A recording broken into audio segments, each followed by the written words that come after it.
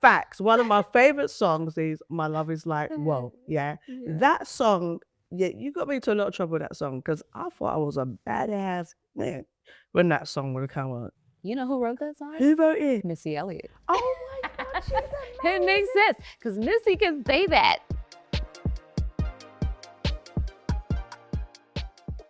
So you're in London, I am. but when you came to London, was the sun shining or I was? So the very first day we landed was July 4th. And the sun was shining. It was a beautiful day. But the next day, which is the day that I was performing at Made in 90s Fest, we got kind of rained out. Well, that is the UK, babes. I'm not even going to lie to you. Honestly, we're shocked by the weather at the moment. But you said you was performing at Made in 90s? Yeah, Made in 90s Fest. It was packed. It was wild. It was down memory lane, the trip that we took. But the love was there. It was a big Caribbean audience. Yeah. It was live. He was on the south side, so there would be some good looking men down there. I'm not even going to lie to you. Oh, really? Did you not see? I didn't get to see. I guess I have to come down. You need to come back and they were welcoming you. I mean, you did like a whole set. You would say you did what, 45 minutes? 45-minute sets. Wow. Like, how do you prepare to do a live gig like that, which is, different country? They want all the hits. How do you get yourself prepared? Well, I stay on tour, so Yeah. I love to perform. But we're always performing. But I booked a studio space on July 4th here when we landed, and went straight to rehearsal. And we spent maybe 3 hours there just to make sure we revised because we were all coming from different states in the United States. And when you say all, who was My crew, all of my dancers, my DJ, the whole crew came with you? not the whole crew, but the crew. The crew, the main crew, to get you through. So you did your 45-minute set. I mean, some of the songs I could imagine people was really excited to have you back. When you come back to London and you see the love, how does that make you feel? I feel so good. The time flies when you're having fun. It's a blessing, to just be doing what you love to do first off. Yeah. And then to still be doing it. It's 27 years for me. And I don't even know where the time goes. 27 years is unreal because I was looking, sitting down and, obviously look at information about you. And I was like, no, it can't be. 1998 was one of your first albums, Maya. And I'm sitting there and I'm like, I'm upset that I've got 27 years that I can count. I'm happy because we're here. Right. But 27 years in an industry that we know can be quite hard. When you hear 27 years, how does that make you feel? I love what I do. Yeah. Time flies when you're having fun, but it literally feels like a blink of an eye. And like every phase I go through in life that I'm just getting started, I don't know where the time has gone. I had no concept of time actually until I see my nieces and my nephews. Yeah. And I'm like, what am I doing? I'm not even gonna lie. You make us not have no concept of time because it's like you're aging backwards. Definitely not. Girl, please. Yeah, because everything, we're just like, what is going on? What is she doing? We know what you're doing because we're going to talk about the food that you eat and the lifestyle that you choose, but you just look amazing. Thank you. In those 27 years, did you think that you would get this far? What was the aim when you first started music? Obviously, there was a passion and love to perform, but was it ever thought about that, oh, I want to go this long, I want to have this kind of stamp? It just happens, I think, when you love what you do.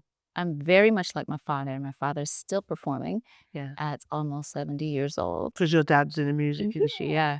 And he's performing every weekend. They're doing long drives. And it's just something that runs through our veins as a family. Music has always been in our lives. So. From a childhood, or in your childhood. Since I was born. What was your first earliest memory of like your family engaging in music and making you feel like maybe this is something that you want to do career-wise? I knew that music was going to be in my life when I was 4 years old. Wow. And I was actually sitting in church listening to my dad sing, but I didn't know what a recording artist was. Right. I just knew that I had been drawn to music and I couldn't articulate what that feeling was because it was a spiritual feeling. Really? It was emotional. And I was so overwhelmed by that. Even earlier than that, I witnessed my great-grandmother sing in the choir, and she had a very, very deep, rich tone, and I was moved by her voice back then as well.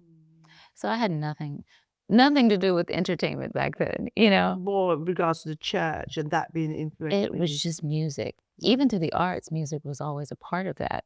Regardless of the dance style or the class that I was taking, music was always there. So when you had that moment and you felt like this is something that you love or you enjoy, your dad's been in the industry for some years. Yeah. When you get to the stage where you actually had a conversation, or did you have a conversation with your dad about, Dad, I think this is something I want to pursue? I was 14 when I approached my mother first. Right. So why was that? Did you think, no, Mom is the one I need to get through first, or? Well, my mother told me that I could sing because I would sing all of these Broadway tunes loudly, right? Because I loved Broadway. I was a theater girl. It wasn't until I was 14 that I gained the confidence to take it to my parents to actually begin pursuing in the studio. I wasn't familiar with recording in the studio at that age, and so my dad had lots of friends, musician friends, and one of them had a recording studio in his basement, and his name was Stan, and he took me there to start getting acclimated to the process and familiar with it, and that's how it started first. And then a year later, when I was 15, my parents invested $1,500, which was a lot of money back then. Because we're talking about 1990s or something, Yes. early 90s. That's a lot of money. To get a professional original song wrote or written and recorded and produced for me. And that demo was presented to the independent label, University Music Entertainment in Washington, D.C., that signed me, invested in me, and shot those demos to the major labels. So are you saying you got signed when you was around 15? No, 15 or 18? I couldn't legally sign until I was 18. Okay, But we started working together when I was 16. Right. In 17, I would start recording demos after I graduated high school, going back and forth to Philly while I was in college. It's a lot. Yeah. And some of those demos were shot to ultimately solidify the deal with the major label system. That's a major label. Like, being so young, because 15, 16, obviously you're working on your craft, and then you get to an age where it's equal for you to sign. Was there ever a moment where, apart from all the excitement that was going on and feeling like this is really happening, was there ever a moment where you felt the pressure, or where your parents had a conversation with you, like, if you feel like this is too much, you can always change, you can always pull it back? No. They knew, you knew. Oh, no. Yes, I call it back from nothing. No, they never had to have that conversation with me because it was something I really wanted to do, to try. And then also, I had the discipline from being in the arts, and a lot of people couldn't keep up with me. You know, it was fun to me as a teenager, living the dream and doing what you were doing anyways prior to, and making it a career.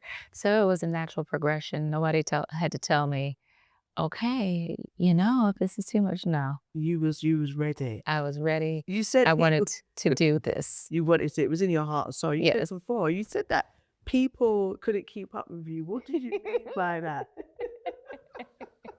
Meaning I'm the first to wake up and the last to go to sleep. Okay. So you don't have to push me to do something and drag me. I will show up gladly. Yes. Yeah, and we could see that because it's been 27 years of doing that. So when your first album came out, like in 1998, and seeing your cover for the first time and knowing that this was going to go global in that sense, just a real change in your career, how did you feel about that? Well, you hear all of the stories, and coming from a family that didn't necessarily have me being in the music entertainment business as the top goal, and it being a surprise, versus being a doctor or a lawyer or a veterinarian, which were the safer options. Safer options just for your family? As a career. As a career in general for anyone, because nothing is promised. It's not based on your education. It's not based on your degree. It's not based on your studies, always. And so it can be a catch-22. Nothing is guaranteed, but that's life. And so I think looking back and knowing that I'm in an industry that, of course, is very competitive and ever-changing, I'm very proud of myself for giving it a go and staying with it. Girl, you gave it more than a go. You gave it more. Come on, let's say how it is. You gave Like taking this first step yeah, is what I mean in faith, because all of the voices that are very fearful can infiltrate your mind, and you can start being consumed with doubt yeah. and saying, oh, maybe this is not the right route, because the money doesn't come until a little later Oh, girl, no. or a lot later. A lot later, do you know what I mean? You got to put in the work for Yeah. years first. And everyone's got to take their percentage. Well, Let's of course, let's be honest. you know, You said and about pay your dues. exactly. You said about the doubt. Was there, you know, how did you deal with people putting doubt or any judgment, or actually try to possibly in that time because you was younger change you to what they wanted? You know, there must have been times where people said, "Oh, you know, like you said, is this the right career for you?" And not necessarily your family, or just others that maybe felt like they were in competition with you at the time. Well, I think a way to filter out those voices as a young person that's also getting to know yourself. First of all, you're young. You don't know everything. You don't know any parts of the business or the mechanics and all the teams. I was an observer, so I was very, very quiet. I didn't speak until it was my time to speak. And I just tried to learn the mechanics of course, everyone has an opinion because their job is based around their position, and they also have an agenda and goal to make this entire thing work. And it's not just about you. This is business. Yeah. So here's your art, but your art is a product.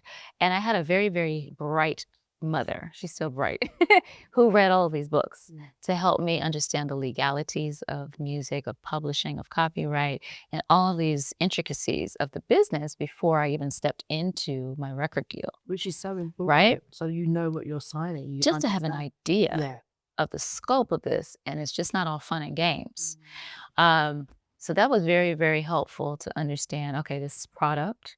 Now you can have fun in the studio and on stage, but that's a part of what you're selling, but preserve some of that, but also understand all of these people are working for you, with you to make this a success and how they define success.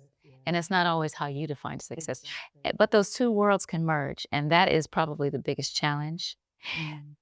Kiki Palmer recently spoke about this, saying that you are a product and you are a brand. So when your government name is attached to that brand, it can get personal, and you have to learn how not to take things, criticisms, suggestions, opinions personal, because it is attached to you personally.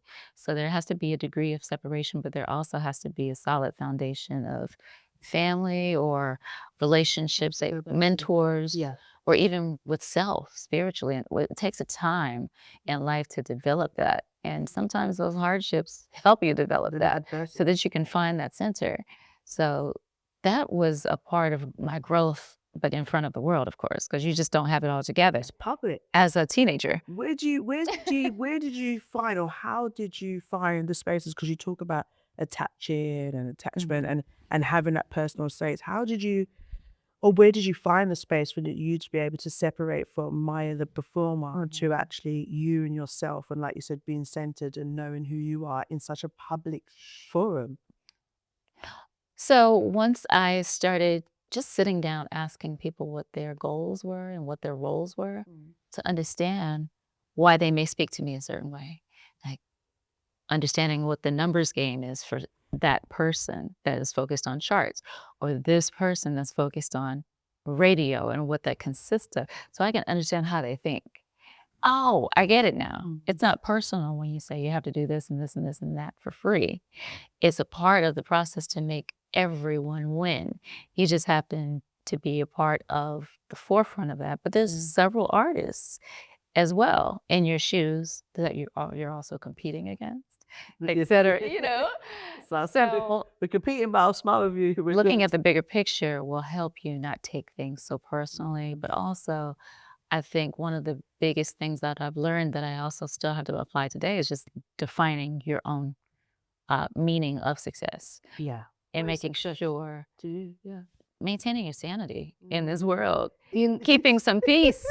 You know what? It's so strange because I think, as you said, everyone has a different element or a different idea of what success is. And here you say that success is maintaining your peace and your sanity. And the love, you know, within you and around you.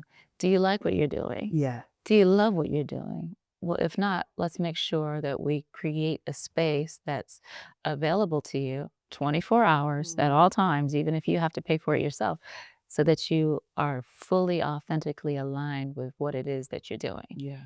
And then, of course, let the business take its toll after the fact. But let's start there. Let's keep You know, Where was your safe space? Who would you go the to? studio. The studio. Yeah, music should be that therapy. Music should be that expression. It should be real, raw, and that's developed over time. Yeah. So it's just not about marketing or marketability. Yeah. It's literally about the extension of your soul and this offering or whatever it is at that time in your life and being honest. That's Yeah. really it. Right. It's quite Imagination. vulnerable. It's a vulnerable. Yeah. You're saying that was your safe space where you would go to the studio and write music, Yeah. and that would be personal things. It was quite. Did you find that quite vulnerable to do that? I wouldn't say so because everyone was not even allowed. I was vulnerable with myself. I created that safe space by just being in there alone and being able to express myself freely. I learned how to engineer so I could just go in I was going to get to that. and purge. That is, you cannot just throw that in and go past it, because this Yeah. business side of you, and obviously being so strong-headed in the sense of making sure you've got safe space for yourself when you're in your studio and keeping centered with yourself. You also trained so much to understand the business financially, but also the business in the sense of creating the art. So you had the ownership and you saved money. Why was that so important to you? Well, I decided when I went independent, of course, that like an athlete, artists also need their facility to be able to train, to stay sharp, and that it's more of an individual sport without a corporation behind you. And so without practice, you got to get ready instead of staying ready. And so I invested in one place that I would have my gym or my studio, the theater, but also a dance place and also a place that I could rehearse so that I would always have that training facility to stay sharp and to stay ready. And it's paid off. It's I've definitely I've made albums and albums. How many albums you read? 7, 8 albums? Total in my career, Yeah, 14 14. projects. Look at that. We doubled that. 10, well, 9 independent projects that have been released. Not all of them are albums. Some are EPs. One is a mixtape. The rest are albums. But it allowed me to, first of all, save money. Let's get to the gritty tea, because that Save a lot of money. Let's be real about that. As an artist, we've seen time and time again, people in the industry, they've worked for years and they've come out and vocalized and said that they've left with nothing. And that is because maybe they didn't have the business acumen or they didn't do what you did. Yeah. Was that one of the reasons why you decided to have your own independent label? Because over these years, a lot of people are talking about independent label, but then we've got someone like you who thought about this at least 20 years ago. Was that the drive behind it? It honestly was not a conscious decision. Really? Initially, something sparked the change where I parted ways with a label after an album leak, spending 2 years on a body of work, And when you say album leak, what exactly happened? an album. Release dates were changed. One territory that's ahead of time, Japan, they got it first. Once it's out in the universe at that stage in 2007 where it leaks online, it's everywhere. And then your record gets shelved. And so you don't want to run the risk again of that happening or also waiting in line 2 more years to create and start another album after the one that you just worked on for 2 years just leaked and gets shelved. So I decided that I would maybe creatively protect what I was working on. No one would have access to the files. I would do it in my own studio. I would fund it because I was also funding a lot of things while I was signed to a major label. How does that happen that you're funding things yourself even though you're signed to a major Well, label? sometimes a budget is not open for you to just go and record and then approve it. But I would fly maybe across country to go meet with an artist, and then we would book studio time, and then the feature is solidified because I'm also doing a trade for their album, and it's bartering. At that time, I was 4 albums in deep. And so you have relationships that have been developed, and you can call artists or call producers and say, hey, I'm coming in, let's vibe, right? Yeah. The label doesn't have to do that for you. Right. And I was doing that anyway, just to go make magic happen that could be considered for the album. And it was supposed to be a single, because I did the investment and made it what it was supposed to be. So I'm like, why do I have to wait in line literally to be creating? That's weird for an artist. Yeah. And so a lot of people don't think about those things. For an athlete, they're not waiting for anything to open up to go train in that gym. They're there every single day, And that's the mentality behind it, the freedom to not be confined, no boxes, no ceilings. And that's how you should feel and be able to create. Would you say it's even more so important would you say it's more so important for female artists? For women just in general in business and having the ownership and power over themselves regards to their finances and their decisions? Well, I think it's healthy for males and females, everyone, to have some compartment of independency contributed toward every facet of business, because to be reliant on all of your eggs in one basket and that basket belong to someone else can get delayed. It can also get snatched. It can also get closed or not be available at all. So it's great to empower yourself so that you stay active. You can also support your family, support yourself. Because you can't be having anyone snatch your finances like it's a week, because we're not trying to do if your livelihood depends on it, or even your passion and your joy and your vibration, to be aligned with something that you absolutely love, to be stripped from the process of being able to do that, you've got to find a way just for your self-preservation, your energy field, your health and wellness, how you feel about yourself and your everyday walk in life has to be joyful. Yes, life is going to throw curveballs at you. It's stressful when you step out into the world sometimes of survival. But if you can get past survival by number one rule, my mom is my accountant, and she says, live below your means until you don't have to anymore. Even now? Or within. Is your mom still suggesting even now? Live below your means is her motto. Is like, below or just like, Mom, I will live within my means. Within, Never above my means. But within and not below. No, but sometimes it is. Because I will, on the road, I'll make decisions based off of what the budget is. Because there's always a safety net. Are we going to do this? Or are we going to do that this time? Oh, we can afford to do this. Wonderful. And we're not in the red zone because there are emergencies, there are pandemics, there's missed flights, canceled flights, and there's taxes. Don't leave that one out. All kinds of things that happen that you need to be prepared for. Insurance, mishaps. So I always prepare for that and live very simply so that I can pour into what it is that I love to do that makes me feel that I'm showing up in the world as a best or a better version of me every time. Your authentic self. And hopefully elevate every time from there. You're still creating, you're still producing, your latest single, Give It To You. And Face to Face. I mean, Give It To You. It's got that classic summertime. It's you, Maya.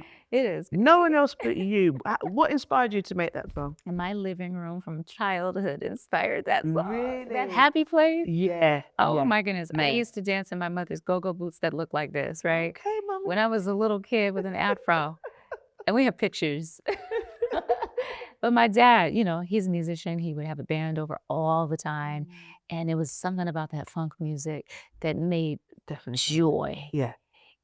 It brought so much joy into that living room, and they're encouraging all the kids, get it, Maya, go Maya. All that. It's got all of that in this new single. Roller skating. Yeah. All of that. I played it and I was just like, I was there, Edmund, and we just was like, okay, music. Yeah, this is a good bit of fun. Time. Good time music. Because music is changing, things is changing in the world now. And I feel like, we're in such a place where there's so much going on, there's so much distraction that the foundation of joy, love, and happiness is almost, we're having to search. It's not cool. It's not cool, but trauma seems to be cool. And when you think about the new music now and the artists, how do you feel about the industry where it's going at present? Well, I think art is for everyone, and if it's depressing, that might be a reflection of their honest place, which is resonating with those that feel the same way. So it's a space for everyone to express whatever that truth is. But right now, I don't want to reflect on my trauma. I want to have some fun, It's all about joy. But also, I'm into solution, because what it is that we're all going to face traumatic experiences in this life. And so the single that came out before Give It To You is called Face to Face. And that's about progressing from those darker places and those heavy places, and then how to align. And it really starts within, having that conversation with yourself. It doesn't literally have to be in a mirror face to face, but it's facing all of you, all of your BS, So that was not all the pretty parts, but all of the because sometimes the pretty parts are ugly, the ugly cry. accountability, Accountability. and moving forward. When you're able to sit down, first of all, which is part of all of our escapisms, when you can sit down, look at you, analyze yourself, and then start to move forward from that place after you've sat in your own BS. I was going to say the full word, but I'll let you just.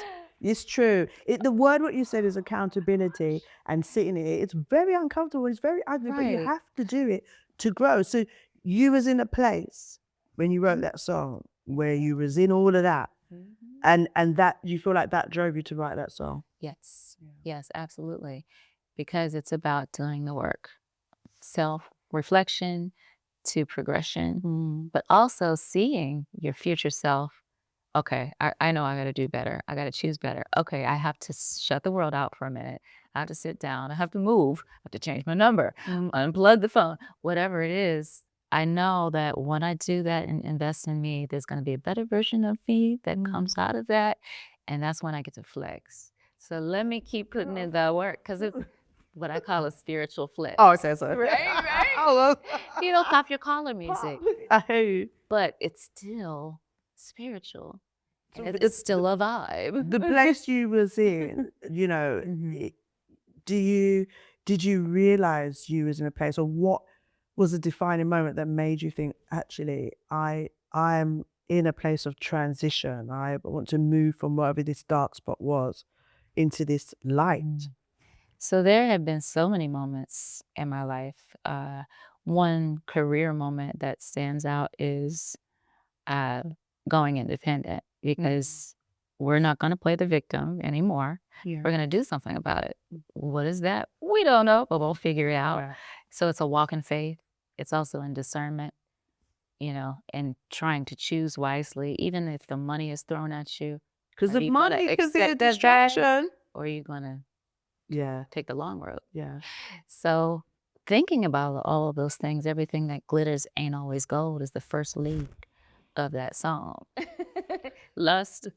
And it's not just personal. Did you say lust? It's not professional. Did you say lust? Yes. So now my second you threw that in very sweetly. I caught it. Lust. That's materialism, but that's also things that look so enticing. Yeah. So my second, I would say, epiphany was having to exit a very toxic relationship. But I was going to say, because the lust could be the money and it could be the man.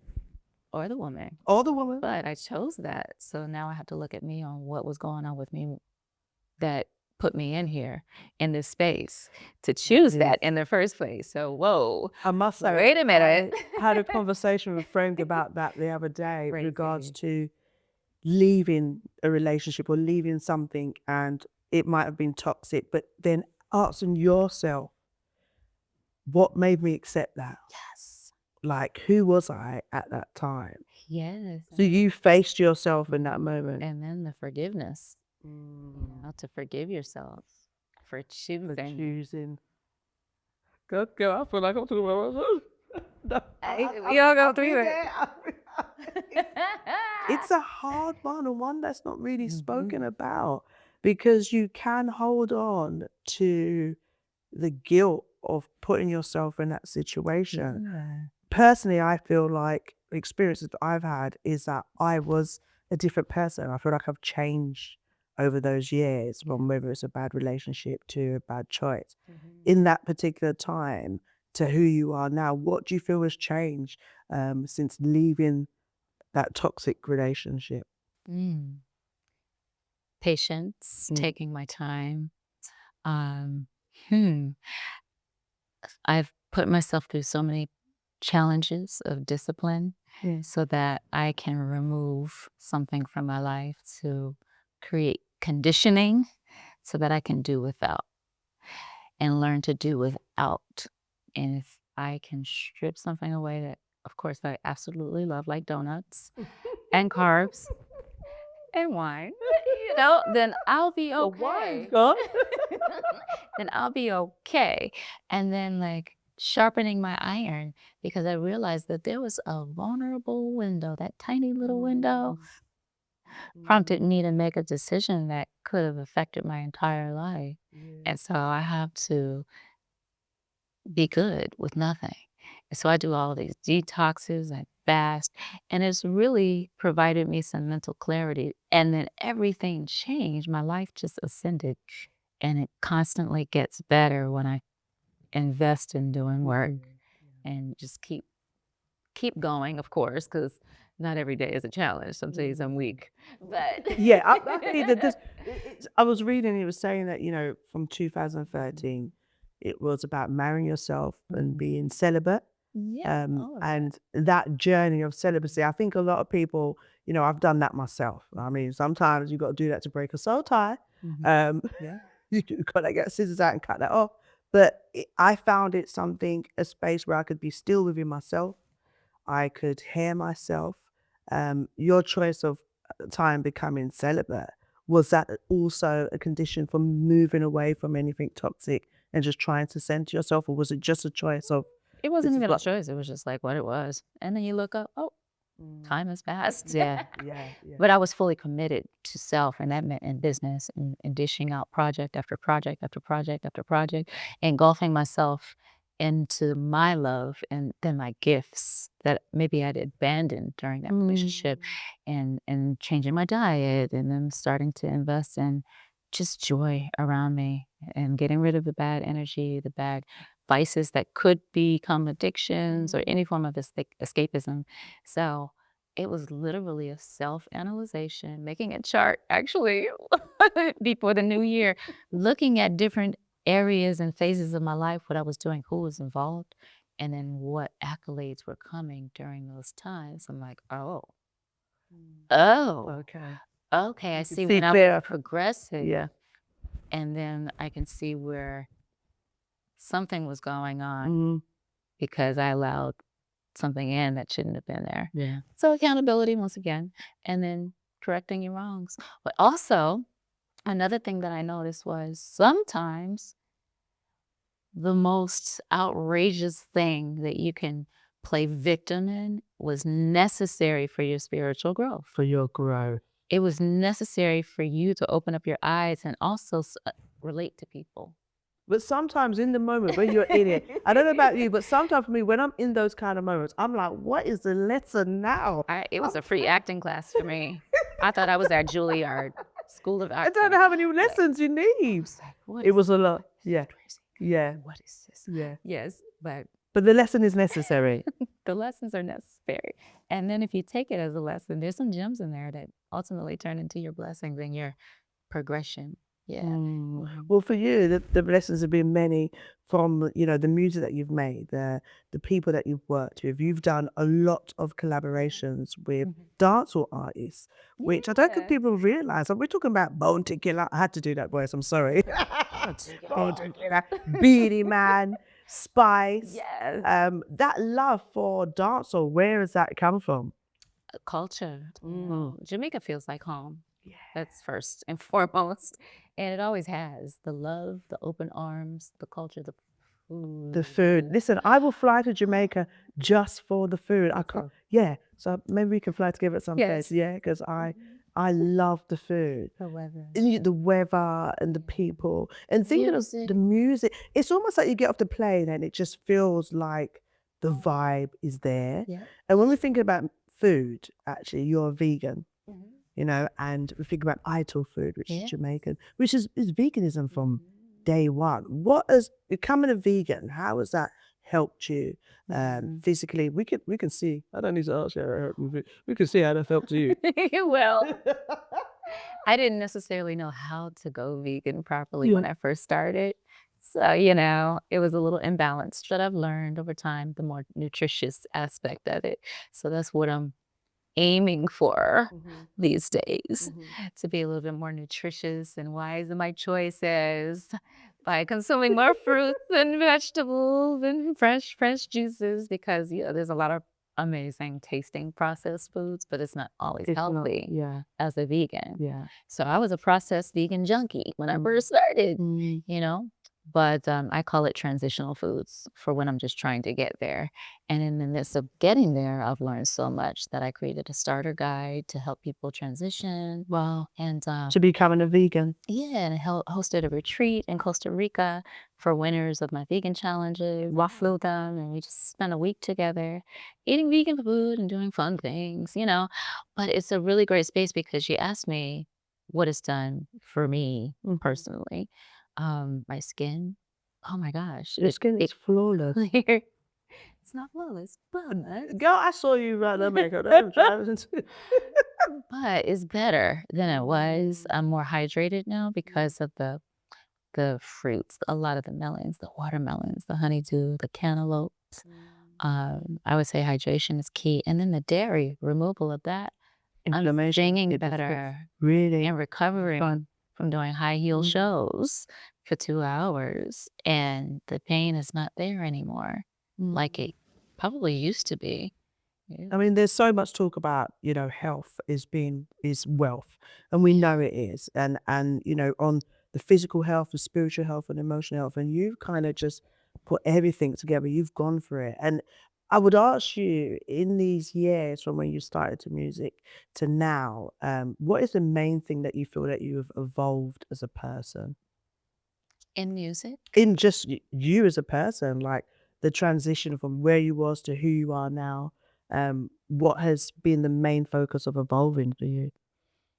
The main focus of evolving has been to focus on others. It's not just me that I do this for, but I'm just a little girl from Maryland with a dream. It's not an industry city. It's a small state in the United States. And I think, the people that inspired me were always about uplifting and putting positive vibes, affecting people's lives in a enhancing way Yeah. and leading to ascension. Just leading people to that joyful place, that spiritual place, something. And coming from a major label system, and it's all about marketing, sexy this, sexy that, you know. Which I will say, can I just say, this whole sexy, you are known for being gorgeous and sexy without being over sexual. When we think about, from what I've seen and from when I'm watching you, over these years, one of the things that stands out about you is how you just ooze, sexiness, but never in a way that's degrading. I don't know if you realize that or if that was intentional. I don't know. I'm not exactly sure, but She's like, I'm just fine. I don't know. I don't really focus on it too much. Maybe that's But, why. I just have this outlook that everyone should be entitled to living their best lives. We need more joy in the world. Yeah. I think that's a driving factor. And I just witnessed something, and it was confirmation again. I went to Stevie Wonder's concert last night in Birmingham, and the joy, the tears, the claps, the standing ovations, people partying together. Music is so powerful. Very. It has the ability to change people's lives or be a part of people's memories and create great ones. But because I even cried, because he transported me back to a time when I was just a little girl. And I remember the same physical place, the color of the carpet, the smell of the room, my parents, and the joy that they shared at that time in my life. It can take you to higher places and good times. So I just want to be a part of that for people. And there's so much more beyond music, but I think it's just You're doing a lot because you've also got a foundation, an yeah. art tech foundation Yeah. for young people. And you're creating music. Yeah. You're showing women in the industry and outside of the industry what it means to dominate and to control your own narrative by owning your business, by owning your label, by taking care of your health. I mean, by appearing on BET. I saw you. Listen, them shorts. My kids was watching me, and I was like, "Listen, I've gone back to 1998." And when you're talking about, you know, wanting to make sure that you bring that joy uh, to the world, and that is success. That is what you're doing. What is the legacy you are hoping to leave behind? When people speak about you in 10, 20 years, what would that one line you would want them to use to define you? I don't really think about it, but I think I need to focus on what it is that I'm doing and how I walk in this particular physical life, which is a limited time, you know, and hopefully in that inspire others to find themselves. But I am the girl that never gave up on herself. I am the girl that has always believed in her. Even if I had to step away to take 10 steps forward, I've always walked in faith.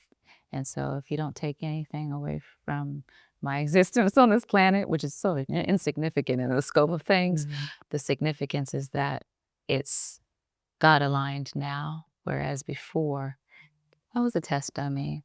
I was in something that was a foreign territory, and along the way, I figured out a way to preserve, to protect, have fun, Have fun. enjoy life, travel the world, uplift others, and be a blessing. Yeah. And I'm still on that walk. It's a never ending walk to sharpen yourself, to better yourself, you know. Yeah, It's always just about being better and Being then better. being a servant. definitely. Yeah. And have great non-toxic sex. I had to get that in. You know what? I've got to say, I had to say it, girl. I had to say it. Can I just say, facts? One of my favorite songs is "My Love Is Like Whoa." Yeah, that song. Yeah, you got me into a lot of trouble with that song because I thought I was a badass man when that song would have come out. I mean, it's. Can I just ask Well, you? you funny- are. Yeah, we are. Where was you? Like when you wrote that, did you know when you finished that last line? Was you like, Honestly, I was never there. I was never there. I'm like, this song is so cocky. I would never say that. What? You know who wrote that song? who wrote it? Missy Elliott. Oh my God, she's It makes sense because Missy can say that. Yeah. I don't walk around on this earth. My love is like, whoa, so get it together. Like, that's not my personality. I'm so laid back. You know what I'm saying? But I had to grow into it. It helped me grow into it. When Missy wrote that song and gave you that song, did you have a conversation about like, No, but I had to tone down the lyrics. was Missy going in? Missy Elliott. Missy Elliott? Let's do that. Was she going in? Yeah, but she was. Is there anybody in the industry out of, the artists that you worked with that you'd say you are the closest to, or they've really been there throughout these times? Oh my goodness. I have actor friends and dancer friends that grew up with me. You know, we have really dope personal conversations. Songwriters as well that we've made my friends for over 25 years. And they've been a witness to this whole crazy journey of technology changing from cassette to Yeah. streaming with me and managerial changes, all kinds of things. So yeah, I do have people in this business, That you- even folks that are legends that I can pick up the phone and call and are just so wise. You are so humble because you ain't dropping no names. No, I'm not going to do that. But it's so helpful. Yes, it is to have It the is real so ones. helpful. So your two new singles, Give It To You, and your single before that, Face to Face, is going to be on this new album. Yes, they are. And when is this new album out? It's the 10th studio album and the 10th independent project, Planet 9, my label, and it will be out this year in the fall. Okay, so it's going to be out with your independent label, Planet 9, in the fall. And you know, when it does come out, hopefully I'll be one of the first people to know. So I can let everybody Yes. know. Yeah. Okay. Love that. Okay. Maya, I can say you are a real one, and it's been absolute pleasure talking to you. I just want to hear you sing. My love is Like my kiss is like my touch is like. Whoa. Sorry, I was all... I want to fling off the shoes. I can't lie. I got to dance out. Come on, Maya. Come on. Let's sing. Let's go. My love is like. Oh. Love is like. Oh. You've been amazing. Thank you, my baby.